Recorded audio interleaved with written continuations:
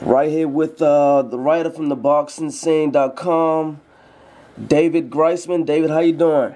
I'm doing well, Mike. Thanks for having me on.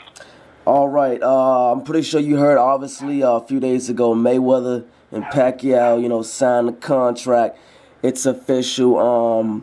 When they first signed a contract, what went through your head? Like, were you so shocked that they made the fight?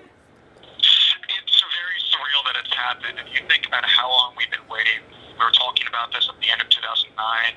We had Bob Arum and his deadline in middle of 2010, and here we are in 2015, and the fight is real, so long as there's no injury. So it's amazing. The fact that they went where they went in their careers is probably why these two egos have finally been able to decide to work together. And the fact that you keep on hearing that this happenstance meeting at the Miami Heat game led to more of an understanding the fact that they were realizing they could work together to make a deal and weren't necessarily going to be adversarial at the bargaining table so much as they would be in the ring. So this has all come together, and I'm just absolutely thrilled, and things are running through my mind in terms of how this fight is going to go on May 2nd. You talk about the Miami Heat game. Did you think it was a publicity stunt? Did both guys happen to be at the game at the same time?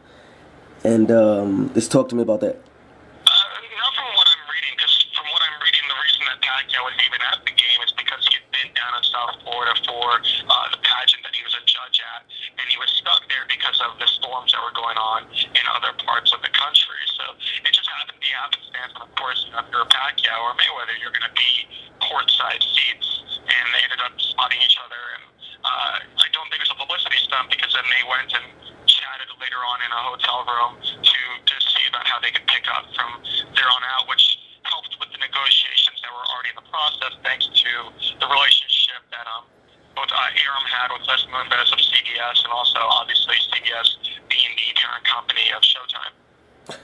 Now, obviously everybody knows that this fight was supposed to have been made, God knows, 5, 6 years ago. It's now 5 years later. Actually, Mayweather turns 38 today. Happy birthday to Floyd Mayweather. Pacquiao now 36. Is it more so an even fight now than it was, years ago? I don't know. I feel like I still favored Mayweather all those years ago. I think Pacquiao and Mayweather have shown their various signs of slippage, but it better suits Mayweather's style. He's still able to win easily in the ring. We could talk about how old they are now and how much we would have wished that this happened in their primes. If you look at end of 2009, Mayweather was coming off of the win over Marquez, a really easy win that he had in his comeback. Pacquiao was coming off that huge win over Cotto. If you look at the middle of 2010, Pacquiao had just beaten Joshua Clottey pretty easily. Mayweather had that great performance against Shane Mosley after getting rocked in the second round. And so, yeah, they were at the tops of their games then. But while they have slipped due to age and wear and tear a little bit, they're still at the top of the sport. Floyd Mayweather is still the #1 fighter in the sport. Manny Pacquiao, depending on where you have them on your list, is anywhere from like number 2, number 3, number 4, and they're clearly still the #1 and number 2 welterweights in the world. So we're still getting a great fight between two great fighters. I should say we're still getting a super fight between two great fighters. We don't know how the fight will play out in terms of entertainment value. Right now, I believe someone from, your website, theboxingscene.com, talked to Pacquiao, I believe, like a few days ago or maybe even last Monday, and he was kind of, hinting retirement. It's no surprise that Pacquiao is speaking about that, though. Pacquiao's been fighting for 20 years now. He turned pro in 1995, and it's a lot to put his body through what he's been putting through. He's been through a lot of wars. It's rational for any fighter at 36, never mind a fighter who's been fighting for as long as he has. We've always said that the only reason, or one of the main reasons that Pacquiao would keep on going was because he needed the money. He's got other responsibilities at home. He's got a large family. He's a congressman. I think the hunger is still there in large part, but it's not a surprise. It is worrisome whenever a fighter starts talking about retirement, but then again, Mayweather's also mentioned that his career is winding down, and he's still putting on great performances. So I wouldn't take it as a sign that either man is not going to be wholly mentally there in training camp or in the ring. Right, because I thought it was kind of strange. Like, you come into one of the biggest, fights of your life, and you're kind of heading to retirement, and you're coming into, May 2nd fight with Mayweather with retirement on your mind. And that kind of doesn't sit right with me, Dave. Yeah, but we don't know what led into the quote, whether he was asked about, if he was going to be retiring soon. I can understand, because we've heard guys say before, and the maxim has always been, if a guy's talking about retirement, he might as well be retired. Then again, we heard the same thing from Mickey Ward prior to the first fight with Arturo Gatti. Look at how that fight turned out. Right. Okay, let's switch gears here a little bit. Obviously about a month or two ago, Abu Dhabi at one point, was offering, Mayweather and Pacquiao this huge, lump sum of money. He said he had $120 million for Mayweather and $80 for Pacquiao. Is he still involved, and is he still, putting up the money? And, what's the split for Mayweather-Pacquiao? The split is 60-40. I'm not certain who is involved in terms of whether there are any investors or whether this revenue is solely going to be from sponsorships, pay-per-view proceeds, obviously, ticket sales, from closed circuit, from the usual revenue streams that are going to be coming in. So I'm not certain whether there were any investors behind that. No matter what, this is going to be the biggest payday of their careers. Of course, a large portion of that revenue is going to come from pay-per-view sales. Now, obviously, that pay-per-view revenue is split in half, with the first chunk of that going to the pay-per-view distributors themselves, and then the rest gets to the fighters, to the networks, to the promoters.